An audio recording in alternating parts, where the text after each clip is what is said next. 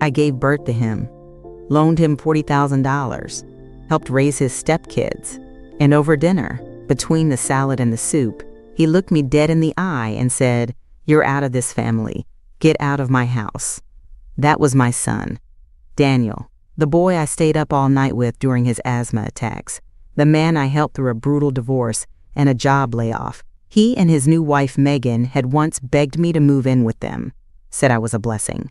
Now I was being tossed out like yesterday's trash. The room went still. Even the kids stopped chewing. Megan didn't flinch, just kept sipping her wine, eyes locked on her plate like this was nothing new.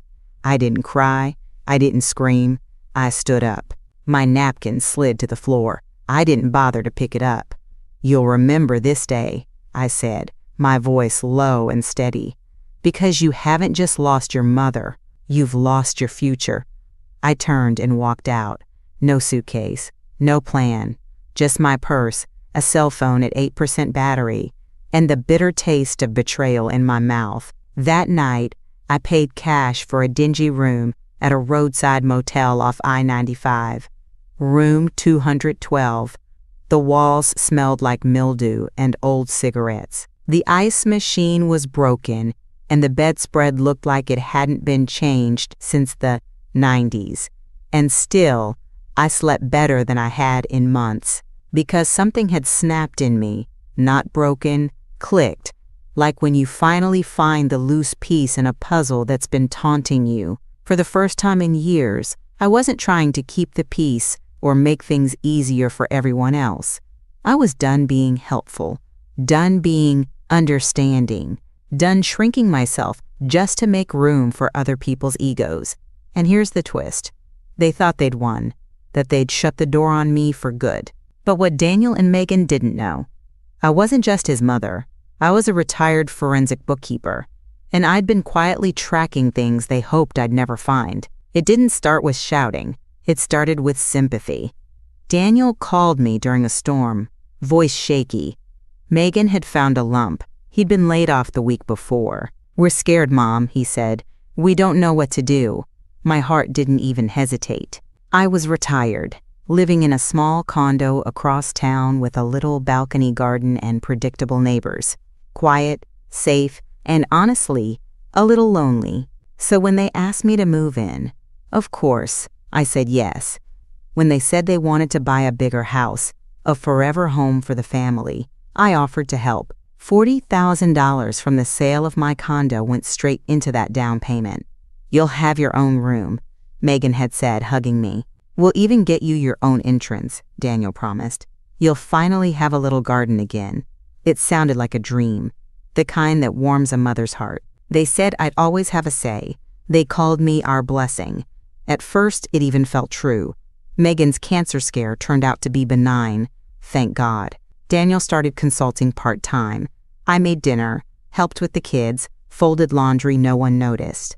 They left thank you notes on my pillow. And then, slowly, so slowly I almost didn't notice, the tone changed. The first shift came when they asked me to co-sign a car loan. I said no. Daniel didn't speak to me for 2 days. Next was a credit card just for emergencies, in Megan's name, but under my credit. I refused again. Suddenly, I was no longer a blessing. I was confused, rigid, stuck in my ways. They stopped asking me what I wanted for dinner, stopped knocking before coming into my room. They stopped listening altogether. I started noticing the small humiliations, the way they laughed when I asked why a check hadn't cleared, the eye rolls when I asked what happened to the garden bed I was promised. One day, Megan even joked, "We need to set some boundaries. This isn't your house, you know." I laughed along with her, but something shifted in my stomach, because the truth was, I had given up my home. I had handed over my security, and I was starting to feel like a guest they couldn't wait to be rid of. But I wasn't naive. Not anymore. Their smiles were starting to crack, and soon, so would their lies. It started with my bedroom, the one they promised would be mine. Quiet, private, with enough space for my books and a writing desk. One Saturday morning, I came back from grocery shopping to find Megan's niece, a teenager I barely knew, lounging on my bed, scrolling TikTok. "Oh," Megan said casually, "we let her use your room. She's having a hard time at home. You can sleep in the den for now, right?" The "for now" lasted 6 weeks. I slept on a pull-out couch that pinched my hip and smelled like dog. I asked, gently, when I'd be getting my room back. Megan smiled like I was being precious. "We're all family here. Let's just be flexible." I stopped being flexible when I noticed my bank statements going missing.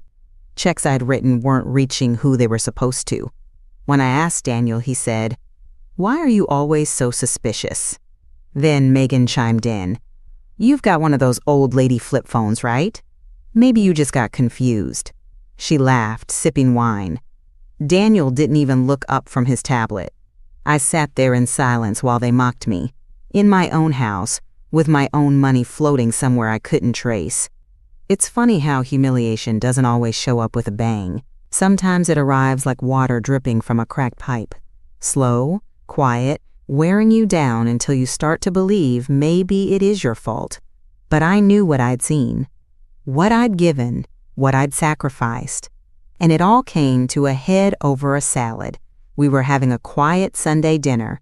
Me, Megan, Daniel, and the kids. I'd made Caesar salad with grilled chicken, like they liked. The room was normal, maybe even pleasant. Until Daniel said it. "You've done enough damage in this family already." He said it like he was ordering more wine. Flat. Final. I blinked. "Excuse me?" "You heard me," he said. Then, louder, clearer. "You're out of this family. Get out of my house." Megan didn't flinch. The kids went silent. I felt heat rise in my chest. My hands shook, but not from fear, from clarity. I stood slowly, pushed my chair back. My napkin dropped to the floor. "You'll remember this day," I said, my voice calm.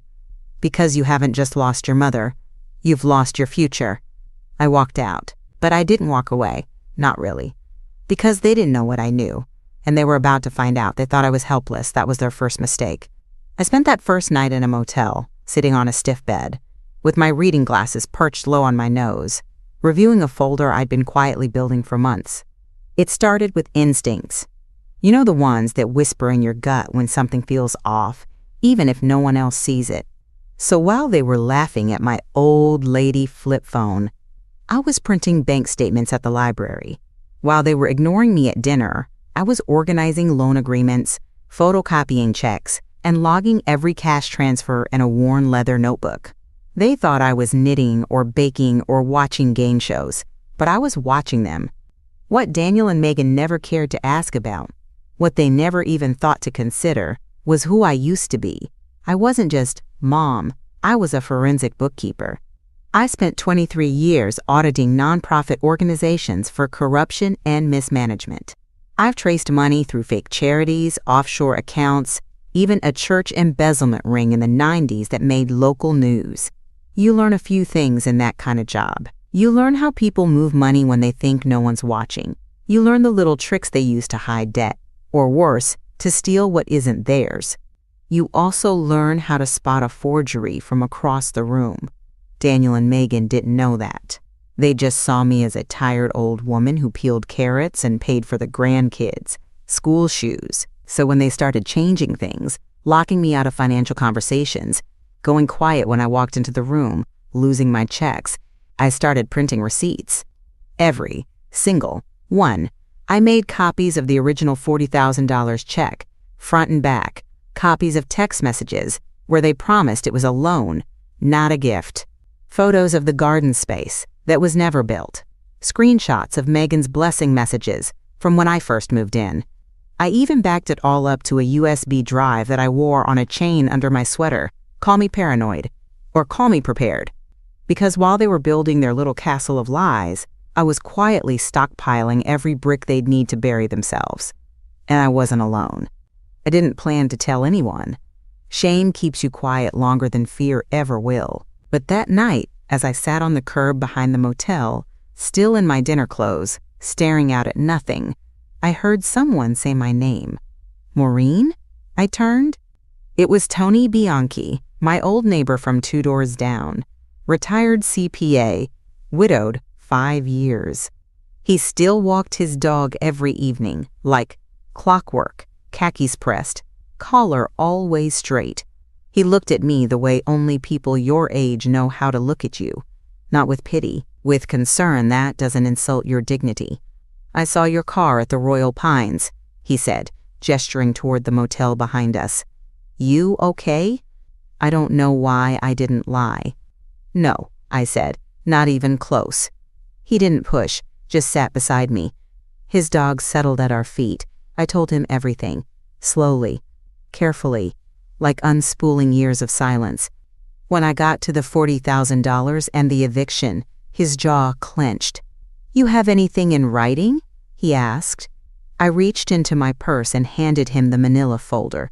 Receipts, copies of text messages, notes I'd logged in pen.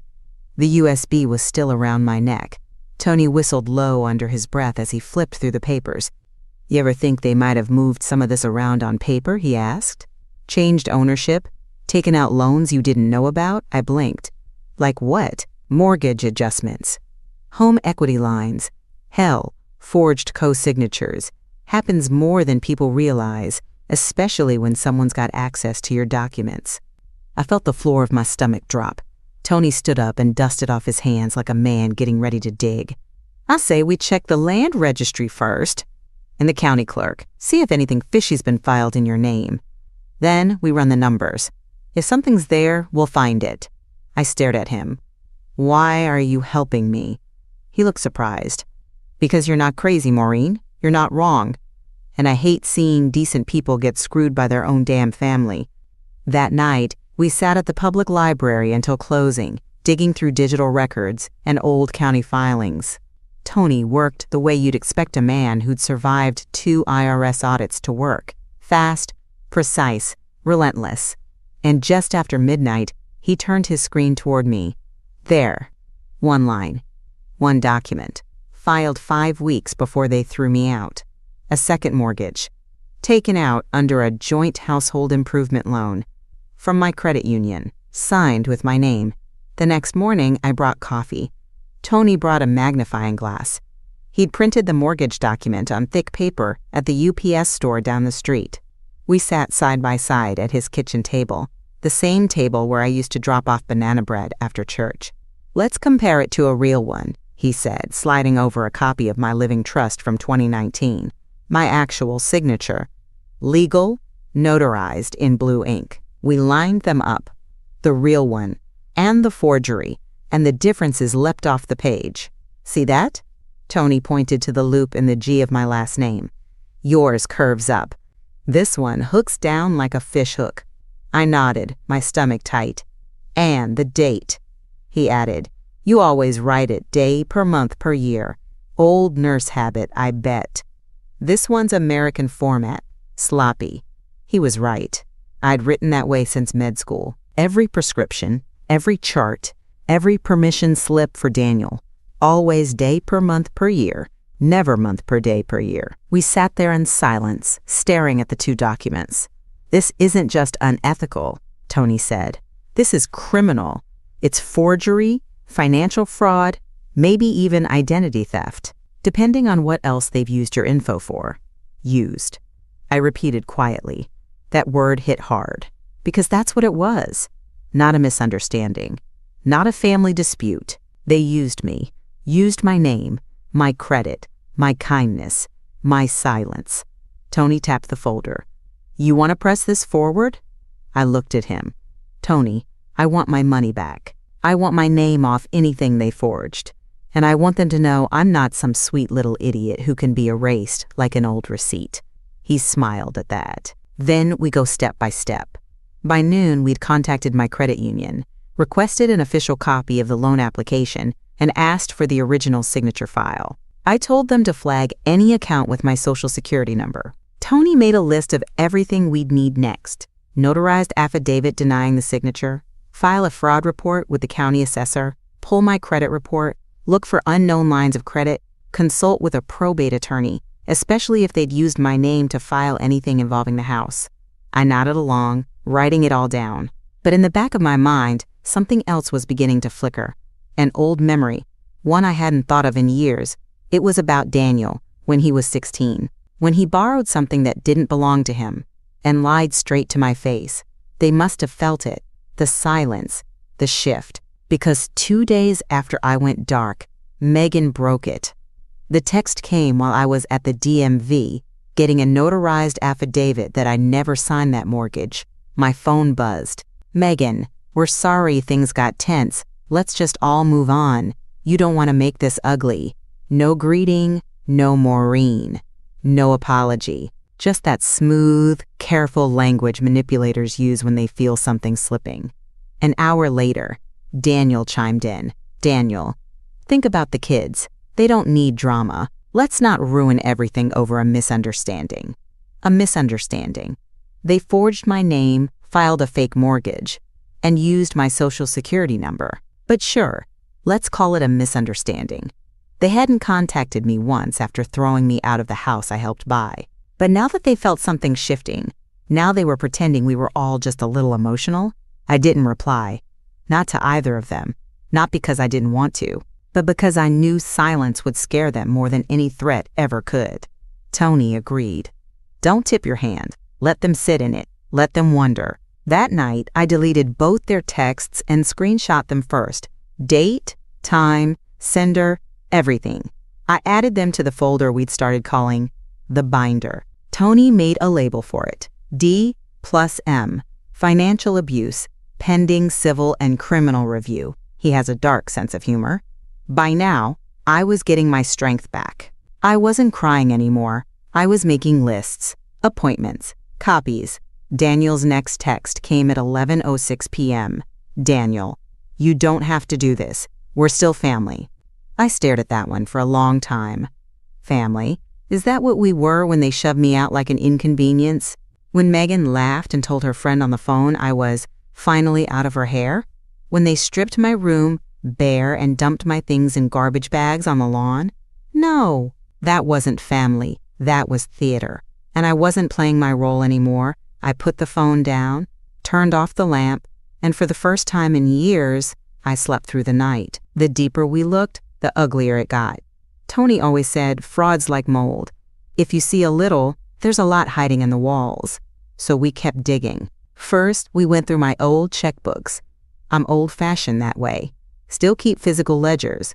And there it was, written in neat blue ink, clear as day. Check number 2,841 minus $40,000. Memo, house loan for Daniel and Megan, NOTA, gift. I'd even circled it at the time to remind myself to scan it for my records. Funny how women are always told we're overprepared, sentimental, too careful. And yet, that circle might save me in court. We made a high-res scan of the check, front and back, added it to the binder. Then came the second clue. Tony had submitted a request to pull credit inquiries attached to my social security number, something he'd learned to do routinely after watching elder abuse cases unfold in his old firm. 2 days later, the report came back. Personal line of credit, approved 4 months ago. Lender, First Home Capital primary applicant. Daniel Wells, co-applicant. Maureen Wells, estimated credit limit, $25,000. My breath caught. I never applied for that, never saw a single document, never even heard of First Home Capital. But there it was, a new line of credit, issued in my name, tied to my SSN, with an electronic signature that didn't even come close to mine. Tony leaned back in his chair, jaw tight. This isn't just borrowing without asking, Maureen. This is a crime. They committed identity theft, and that wasn't all. We called the credit union and asked for a full account activity history since the second mortgage had been opened. Took some back and forth, had to prove I was the person being impersonated, but when the records came through, we saw multiple payments and multiple transfers going straight from that loan into a joint account with Daniel and Megan's names on it. Loan for household improvements? Nope, they used it to pay off their credit cards, book a vacation, buy a new flat screen. Every dollar they said was for the house went to them. I sat there, holding that printout, trying to breathe. Because this wasn't a misunderstanding. This was premeditated, strategic, greedy, and it had my name all over it. I didn't think anything could shock me anymore. Not after the fake mortgage. Not after the forged loan application. Not after watching my son and his wife spend stolen money like it grew on my back. But then Tony called and said, "You're gonna want to sit down." I was already sitting. Still, something in his voice made my stomach twist. He slid the manila envelope across the table like it was radioactive. "This was filed 6 weeks ago," he said, "with the county probate court. It was titled, Emergency Petition for Guardianship. Maureen Wells filed by Daniel Wells and Megan Wells." I scanned it once, then again. They said I was declining mentally, that I showed signs of memory loss, paranoia, confusion, that I was incapable of handling my own affairs and required immediate financial guardianship. Megan claimed she'd found overdue bills and forgotten medication.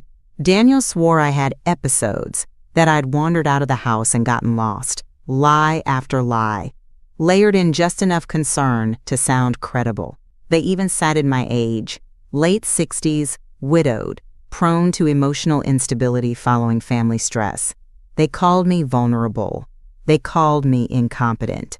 I had cooked Sunday dinner the same week they filed that petition, baked Megan's favorite lemon pie, wiped their counters, kissed their children goodnight. I had no idea I was living in a house with people actively trying to take my name, my money, my future. I felt sick. "You okay?" Tony asked gently. I nodded, too angry to speak, because I knew what this meant now. This wasn't just about money. This was about power. They weren't just stealing from me. They were trying to erase me. If the petition had gone through, they'd have access to everything. My pension, my retirement accounts, my medical records. They could have sold off what little I had left, legally, and no one would have stopped them. All they needed was the judge to believe their story before I could fight it. But they made one mistake. They underestimated how fast a paper trail can unravel, especially in the hands of someone who knows how to read it. Tony folded his arms. "You ready to burn this down?" I looked up. My eyes were dry. My voice was steady. "Let's call a lawyer. The thing about being erased is, it's quiet." I sat alone in room 212 of the Royal Pines Motel, watching the rain hit the window like it had something to say. But no one knocked. No one called. Not Daniel, not the grandkids, not even the ladies from church. I found out later Megan had told people I was going through something, that I'd become unstable, unpredictable. The exact language she'd used in the guardianship petition. It worked. People believed her. I suppose it's easier to believe a woman my age is slipping than to imagine her own family is stealing the ground out from under her. I had food from the gas station next door. Crackers, a yogurt, a banana I couldn't bring myself to eat. My emergency savings was down to 4 figures, and I was sleeping under a scratchy blanket that smelled like bleach and cigarette smoke. But none of that hurt as much as this, the silence. I kept thinking, surely someone will call. Maybe Daniel will wake up from whatever spell Megan's cast. Maybe the kids will ask where Grandma is. But no, and I'll admit it. That night, I cried. Not because I was angry, though I was. Not because I was scared, though I should have been. But because I felt gone. Like I'd been plucked out of my own life and replaced by a version of myself no one wanted to deal with anymore. It wasn't just betrayal. It was extinction. That's what financial abuse feels like when it comes from people you raised. It doesn't feel like theft. It feels like being deleted. I kept the lights off, just sat there in the dark, listening to the fridge hum and the rain tap. For a moment, I wondered if maybe they were right. Maybe I was just old. In the way. Maybe I had done something wrong. Then I saw it. My planner. On the nightstand. Still open to the week I was kicked out. Monday. Grandkids. Dentist. Tuesday. Refill Megan's thyroid meds. Wednesday. Daniel's resume draft due.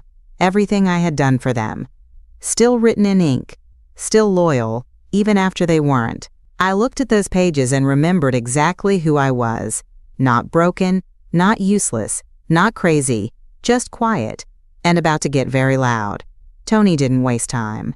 He'd already made the call before I finished my coffee. Probate law, he said, is where paperwork becomes a sword. 2 days later, I met with Elaine Porter, a probate and elder law attorney who used to teach at the local university, early 60s. Razor sharp. Wore reading glasses on a chain and didn't smile unless it was absolutely necessary. She didn't offer pity.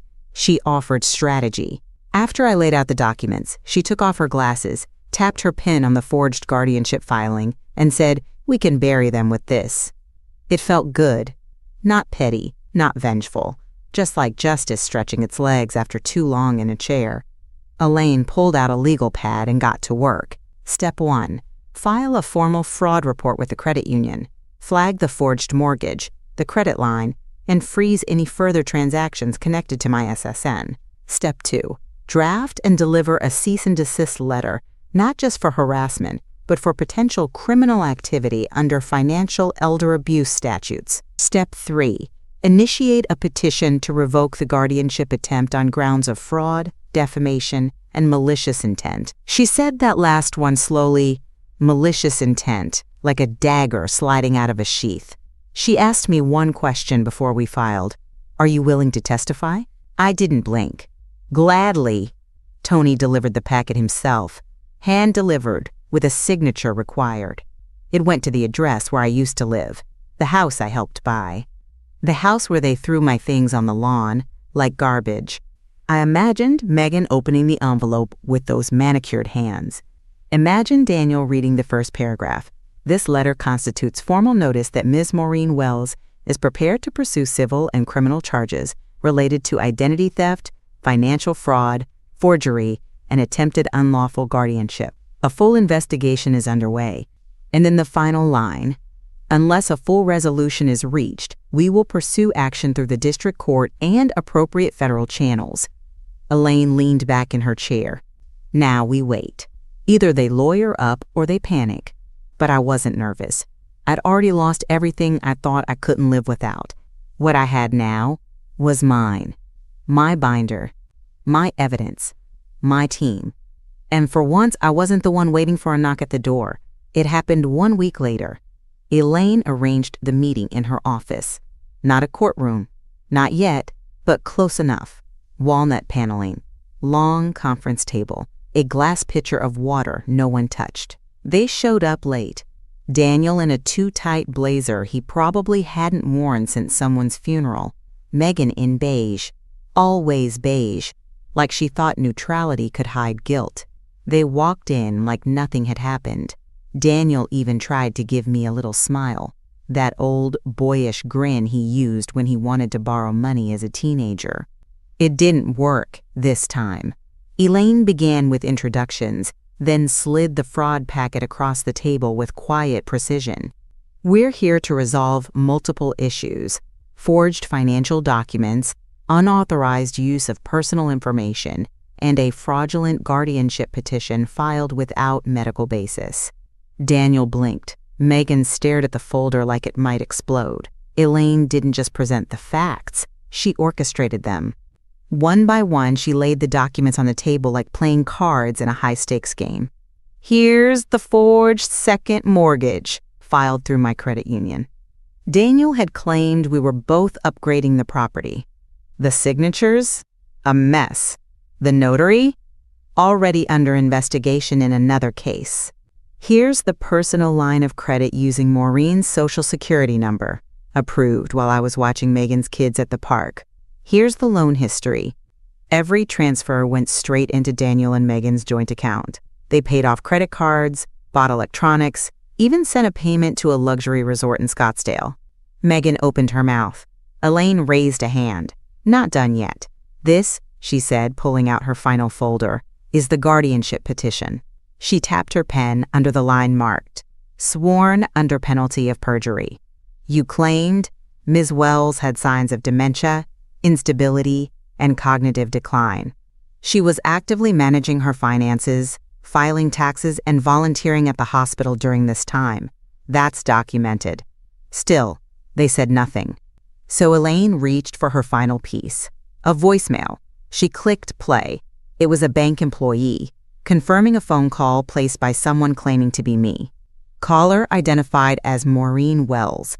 Asked to verify an existing joint loan and request an account transfer. Voice did not match file recording. I noted potential fraud and flagged it. The voicemail ended. Silence followed. Daniel stared at the table. Megan twisted her wedding band in slow circles. Elaine didn't need to raise her voice. Her calm was surgical. Every lie you told pulled another thread loose. You didn't just manipulate a vulnerable family member. You committed financial elder abuse. That carries jail time. I watched their faces carefully. Daniel's ego cracked first. His knee bounced. He reached for Megan's hand and she pulled away. Megan? She looked at me like I was a ghost. Not in a sentimental way. In the way someone sees the person they thought they'd buried, standing in the doorway, holding receipts. Finally, Elaine closed the folder. This is your opportunity. Make it right, before the consequences get worse. And for the first time in months, I felt taller, not angrier, just clear. I wasn't the one on trial anymore. They were. Elaine folded her hands. Her voice was level. Dead calm. The kind of calm that made even me nervous, and I wasn't the one in trouble. Let me be very clear, she said. You have two options. She placed a slim legal document in front of them, freshly printed. Option 1, you return the full $40,000 loan in monthly installments no less than $2,500. You withdraw the guardianship petition in writing before the end of the business day. You close every joint account and remove Maureen's name from every line of credit, application, and bank record, and you agree to a no-contact clause effective immediately. She tapped the second sheet. Option 2.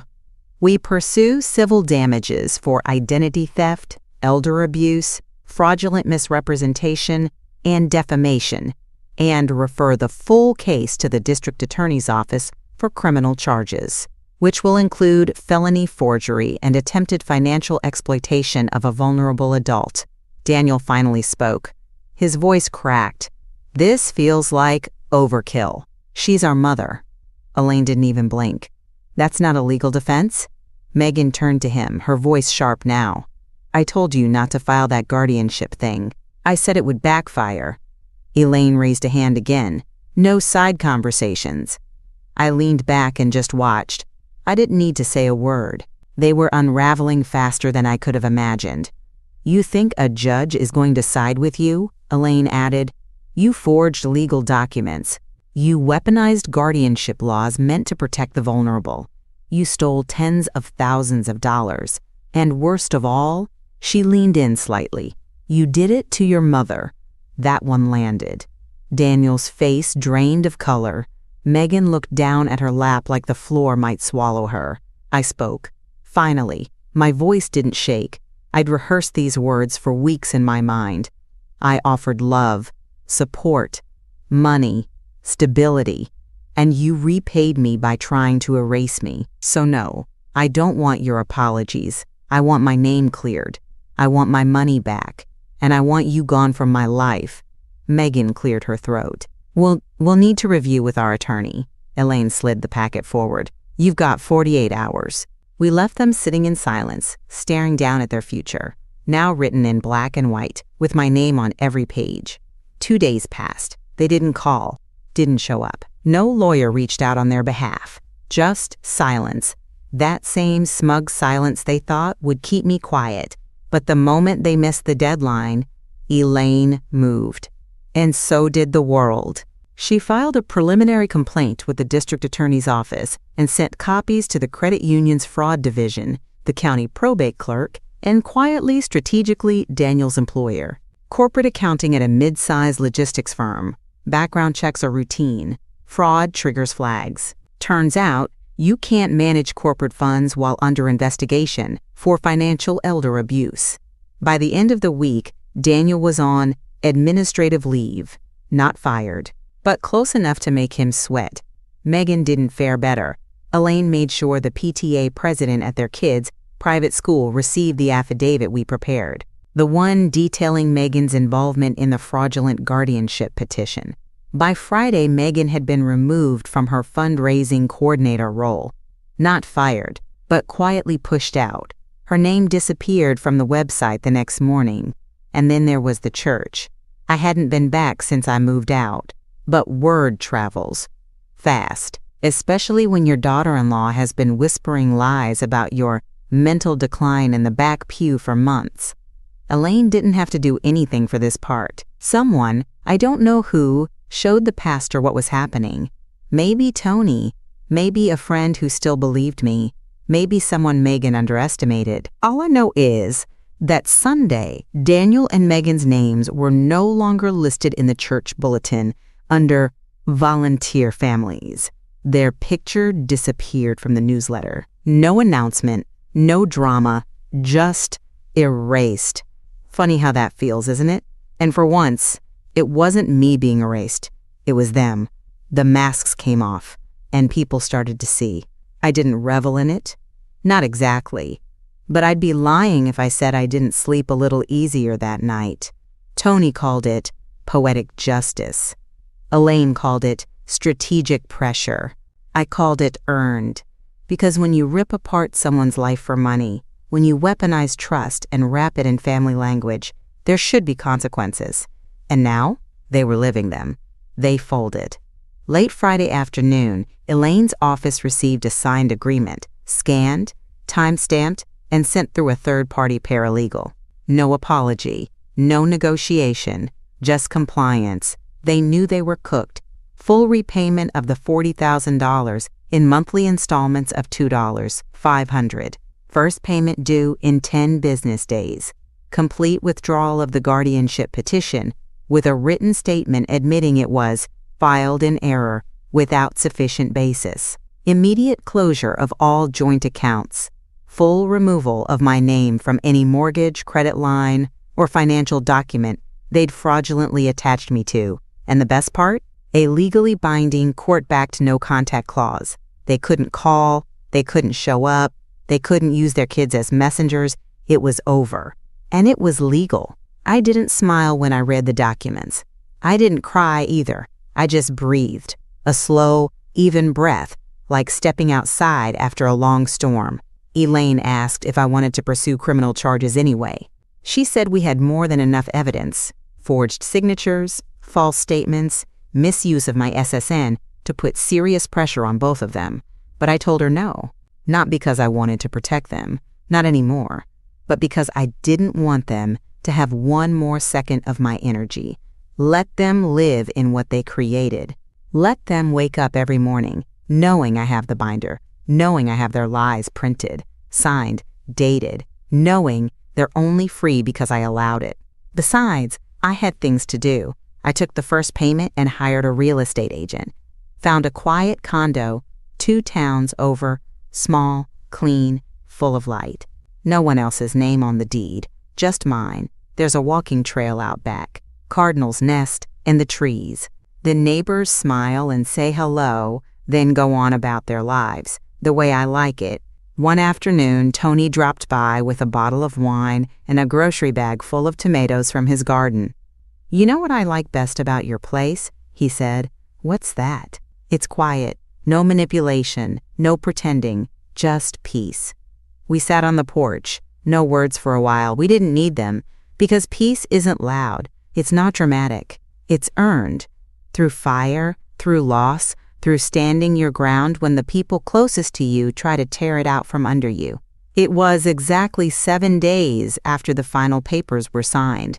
I was sitting on my porch with a cup of tea, watching a squirrel try to outsmart a bird feeder, when my phone rang. "Daniel." I let it ring twice before answering. Not out of hesitation, just control. His voice came through raw. Panicked.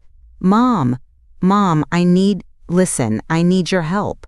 Megan's gone. She took the kids and left. The bank froze our account. I can't even. Mom, I didn't say a word. Just let him spill. He sounded like a drowning man, asking the person he pushed off the boat to throw him a rope. She said I ruined everything. Said I dragged her into something she never wanted. The PTA moms won't even look at her anymore. And now I'm getting HR notices, and the lawyer says we might lose the house. Still, I said nothing. He finally stopped talking. The silence pressed in. "Mom, please, just tell me what to do." What to do? The irony. The same man who told me to get out of his house now couldn't afford to stay in it. The same man who tried to steal my future now found himself with no future at all. And I wasn't gloating. I wasn't cold. I was clear. So I spoke quietly, the way you speak when a chapter is done and the ink has already dried. "Daniel, when you threw me out, you weren't just cutting off your past. You were cutting off your future." He started to say something. I didn't give him the chance. I loved you. I raised you. I gave everything I had. But I'm not your safety net anymore. That ended the day you decided I was disposable. I could hear his breath catch. "I hope you learn from this. I really do." Then I hung up. No dramatic goodbye, no forgiveness speech. Just a quiet click. I set the phone down. Picked up my tea. The squirrel finally got the seed. I smiled. Because I wasn't angry anymore. Not bitter. Not scared. Just free. Thank you for listening to the end, liking the video, and subscribing to the channel. Have you ever given everything to your family, only to realize too late that they saw you as a wallet, not a woman? Share your story with us in the comments and tell us where you're from. We read every word.